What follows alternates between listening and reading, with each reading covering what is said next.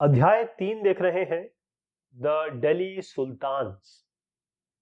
इसमें ये जो चित्र है इन पे हम लौटेंगे। हम एमसीक्यूज कर रहे हैं, ऑब्जेक्टिव क्वेश्चंस, और फिर उसके बाद हम true false, fill in the blanks, match the following, जितने भी पॉसिबिलिटी हो सकती है इस चैप्टर में क्वेश्चंस की, वो हम देखेंगे और पूरा चैप्टर कवर करने की कोशिश करेंगे। सबसे पहला सवाल है, which of the following was not the king of the Rajput dynasty.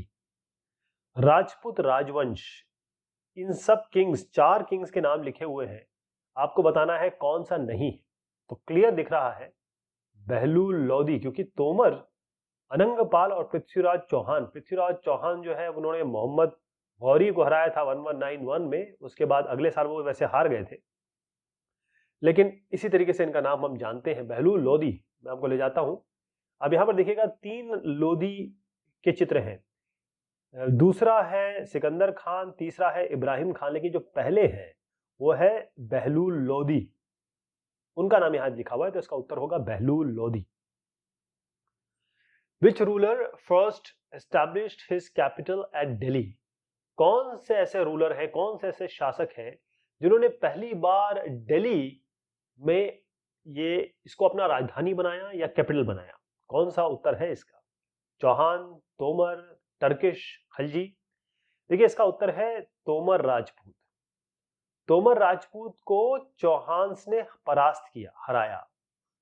उसके कई बहुत बाद टर्किश रूलर आए और फिर खिलजी डायनेस्टी आई। चलिए मैं आपको दिखाता हूं, आप इसको देखिएगा ध्यान से।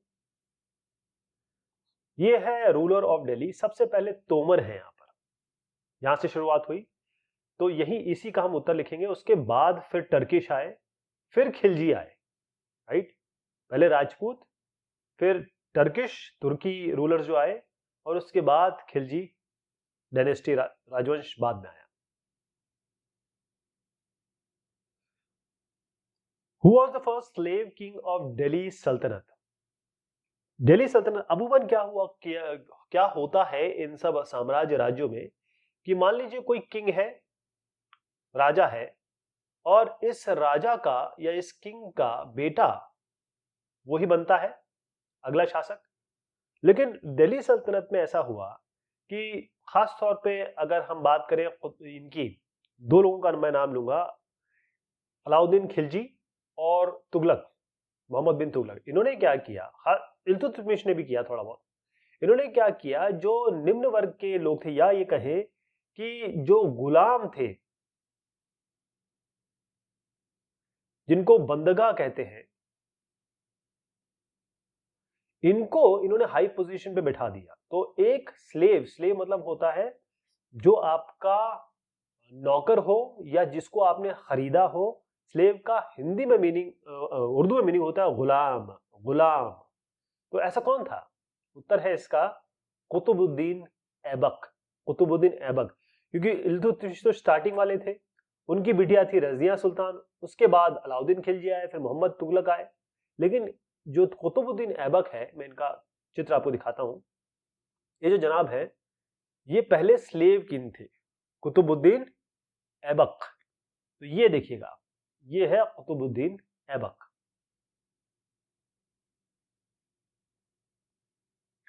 Who was the successor of Mohammad bin Tughlaq?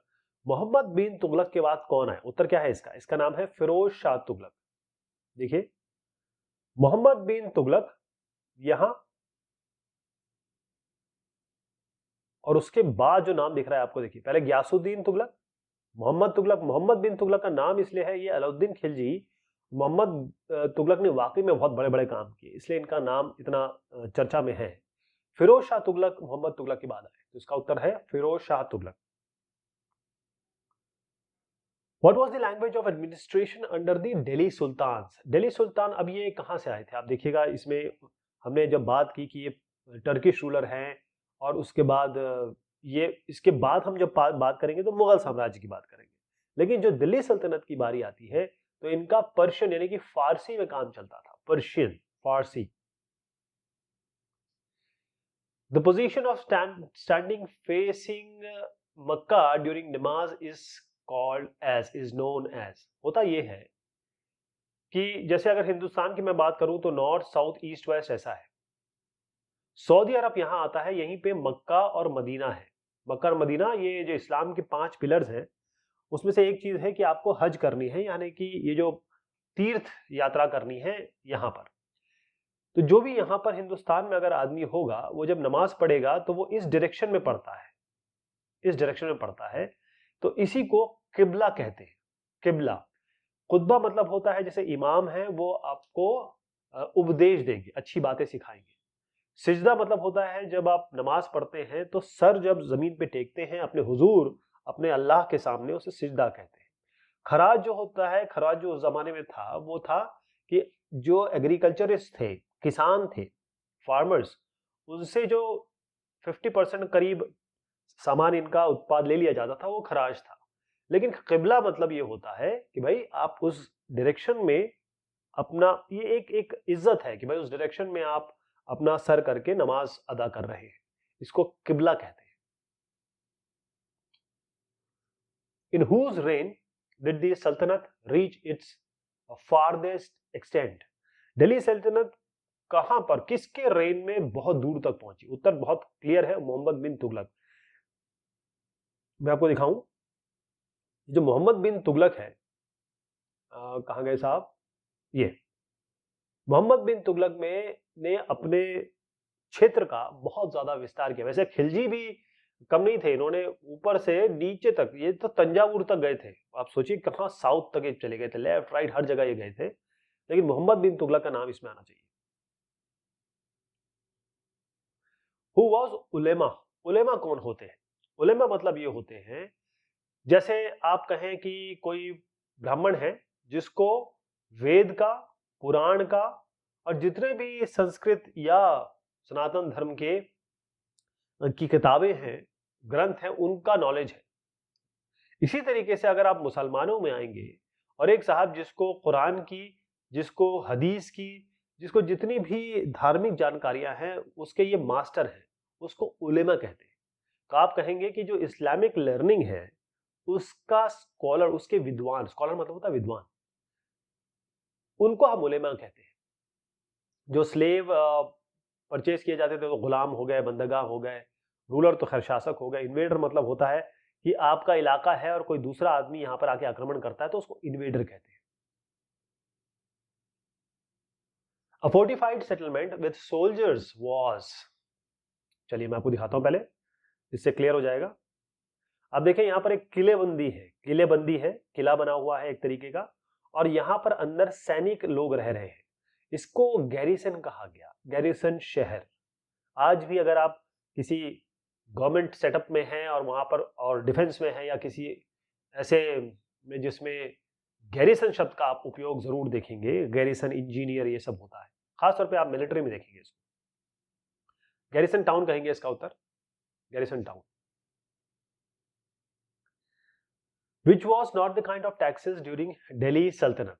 खराज तो मैंने आपको बता दिया, 50% जो फार्मर्स उगाते थे उसको ले लिया जाए।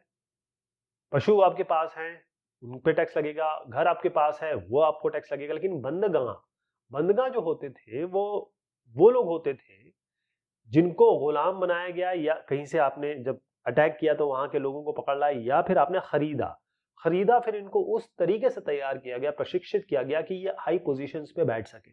उत्तर इसका है बंदगा। टैक्स नहीं था, ये तो आदमी थे बकायदा। खराज was a type of tax. अब तो आप समझ ही गए होंगे कि मैंने खराज बताया 50% किस चीज का हो रहा है, कल्टीवेशन, जो आप प्रोड्यूस कर रहे हैं। जैसे मान लीजिए आपने 100 किलो गेहूं पैदा किया तो 50 किलो गेहूं आपको देना पड़ेगा सल्तनत को, ये खराज था, खरज। विच Mughal emperor followed Sher Shah Suri idea of administration. चलिए मैं इसकी थोड़ी सी कहानी बताऊंगा आपको। ये है शेर शाह सूरी साहब, कहां गए कहां गए कहां गए, ये शेर शाह सूरी साहब। ये इनका बहुत, बिहार में इनके जो चाचा थे ना, उनका छोटा सा इलाका था, वहां उसके प्रबंधक बने, नियंत्रक बने। लेकिन ये इतने स्ट्रांग हुए, इतने समझदार, इतने पावरफुल थे कि इन्होंने हुमायूं से लोहा ले लिया। मतलब लिटरली लोहा नहीं लिया, लड़ाई की और हुमायूं को हरा भी दिया। शेर शाह सूरी ने हुमायूं को हरा दिया और उसके बाद जो भी मोहम्मद बिन तुगलक और बड़े बड़े जो शासक रहे उनकी चीजों को इन्होंने आगे बढ़ाया। और फाइनली जब अकबर आए, अकबर के बारे में हम अलग से चर्चा करेंगे, अकबर जब आए तो उन्होंने इनके शेर शाह सूरी के जो प्रबंधन है, नियंत्रण है, किस तरीके से इन्होंने राज किया उसको फॉलो किया। नाम क्या है? अकबर। अकबर ने इनको फॉलो किया। मैच द फॉलोइंग करेंगे। दहलीवाल। दहलीवाल क्या है? जो सिक्के बनते थे ना दिल्ली में, उसको दहलीवाल कहा जाता है, स्पेशल टाइप के।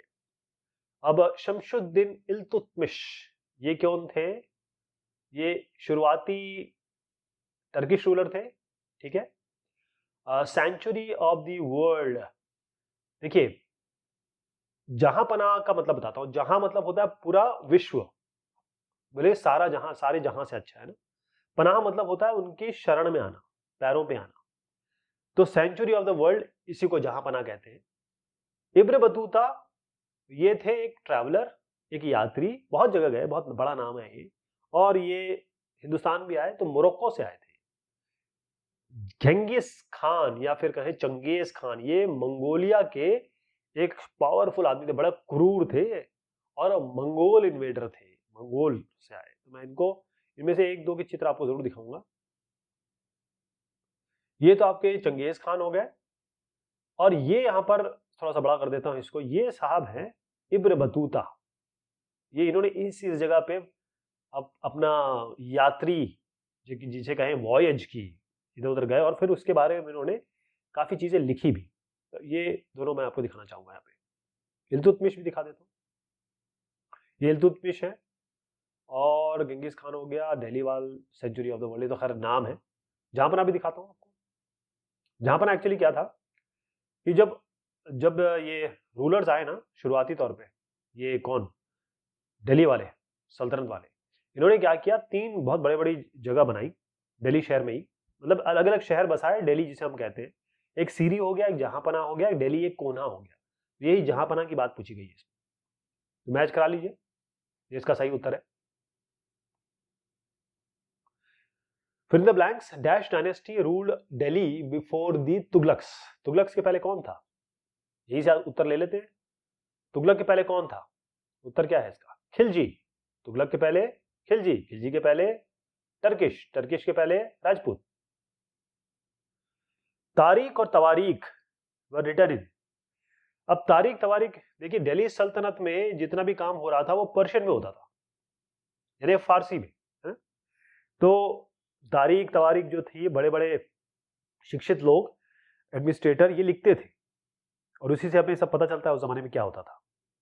Dash was build by two rulers, Qutubuddin Aibak and Iltutmish. इसका चित्र तो नहीं है मेरे पास, लेकिन ये इसका नाम जो हो रहा है वो कुतुब मीनार हो रहा है। अभी आपको क्या करना है, इस कुतुब का नाम रिलेट करना है कुतुबुद्दीन ऐबक से।